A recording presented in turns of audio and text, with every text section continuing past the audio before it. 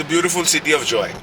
Now look how magical it looks when there is no traffic at like 6 a.m. in the morning. Uh, would you consider it with any of the European roads? I would. Yeah, look at it. This whole scenario is going to change in like a few hours when it's going to get chock-a-block, completely full of traffic. Now we can see some rain clouds up there. There are forecasts of rain. Okay, that was a bit of a bump. So She's giving us bumps. the city gives you bumps. Yeah, so the route that we've taken today is actually very very good. It's fantastic. So I'll show you as we go along, or she will show you as we go along at various points in time.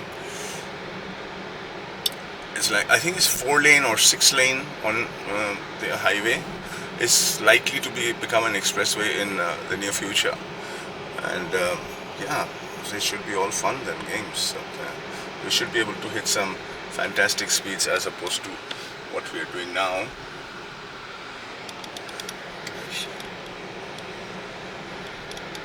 What?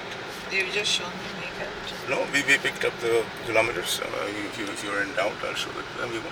The kilometers are there as well. Just that it's tilted a bit. The beautiful city of joy again.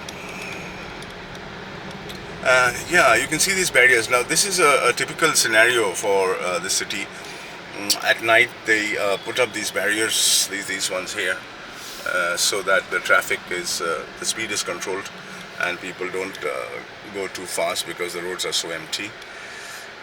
This here, what you see are people going about their daily business. I think they are fruit or vegetable vendors. So they're off to a market.